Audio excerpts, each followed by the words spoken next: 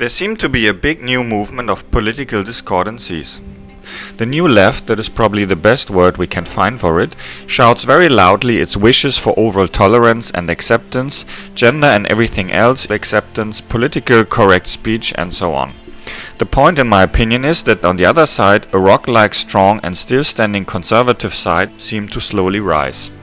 The main problem is that both of these sides, as I observe it, do not really talk or discuss with each other. Besides that, also in the past, we can recognize that in any political discussion the parties will in any ways most likely not change their opinion. It's more like throwing the different opinions at each other. In case you lose the discussion, that party will probably most likely just search for new arguments to be stronger in the next round. The main problem, in my opinion, is that there's no real dialogue between the opposing parties. So why is that? In my opinion, it helps to understand the deeper underlying reason for each political opinion. Political opinions are usually rooted in the personality of that individual, and that again derives out of genetical disposition, but probably most likely out of early childhood experiences or childhood experiences in general. So in my opinion, the character of an individual that produces a political point of view or any kind of point of view is probably most likely completed already in the age of around 6 or 7. Of course, there's more development and experiences, and then there's a reconsideration of development of the psyche in the teenager years. But I think most likely it's already set at the age of 6 or 7 what kind of individual will be produced later. And I think this is also the reason why most of the people usually do not change their political opinion. Anyway, not in a discussion, but overall it will not change. Maybe slightly modify based on arguments, but if you like conservative or left or whatever, it's already decided based on your personality. So which kind of personality types are those? So there's plenty of personality type psychology concepts, and some of them are more or less scientifically proven, but I think the one is most useful for the comparison with the political concepts is, in my opinion, the one of the 3 animalistic drives. That's not very widespread, but I want to present it here and link it to the model of Sigmund Freud of the psychic apparatus, right?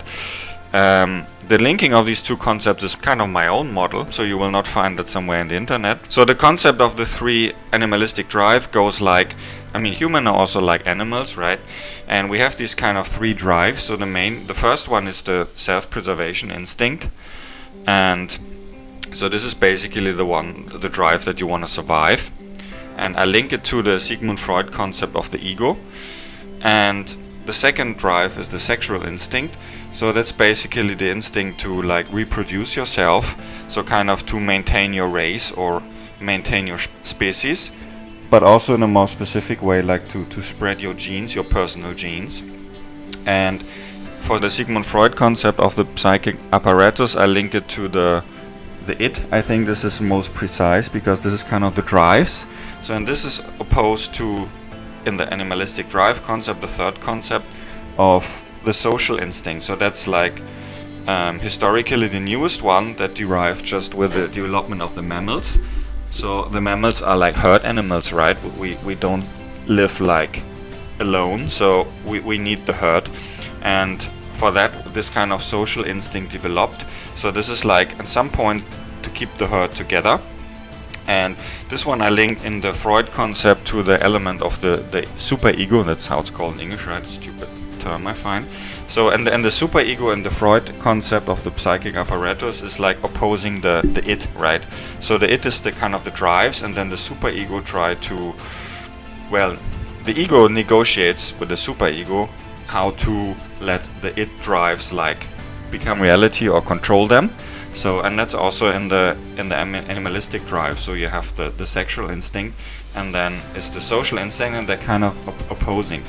And the interesting thing is, in this concept of the 3 animalistic drives, it says that one of them is usually dominant in your individual psyche. So that means ideally they would be distributed each 33%, right, in the dominance in your individual human psyche. But mostly it's not exactly 33.3% distributed, right? So it's usually one overweight. So let's say you have 10% is the dominance of the social drive, for example, and then 30% maybe you are like dominated, like your thinking and your acting is dominated by the self-preservation instincts that we all human have, but as I said, each of us a different strength. And then in that example, like 60% would be the sexual drive, right? So, but or it can be like vice versa or whatever. So, and if we link that to the political concept, I think that makes sense, just like as one like thinking example, right? So in this one would be that the self-preservation type, or the ego in the Freud concept, I think expresses most likely the conservative thinking.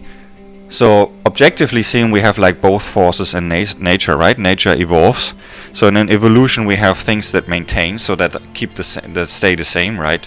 When natural elements evolve, and we have the changing elements, so the progressive forces.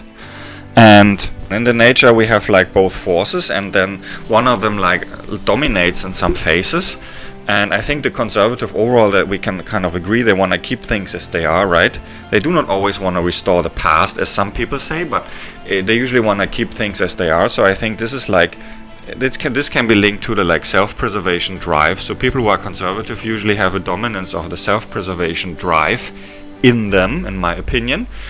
And then people who have a strong sexual drive, so the sexual instinct dominates the psychic apparatus of this individual, then often they're like, this is I think linked to the liberal thinking, in my opinion. So this is like emphasizes the individual and the self-responsibility, right? Liberal people like emphasize the self-responsibility of an individual in the society. And the superego, I think, is quite directly linked to the social instinct at one side, and on the other side I think quite directly linked to the overall left thinking. So this is like usually keep the herd together, right? Keep the social group, the society of human together.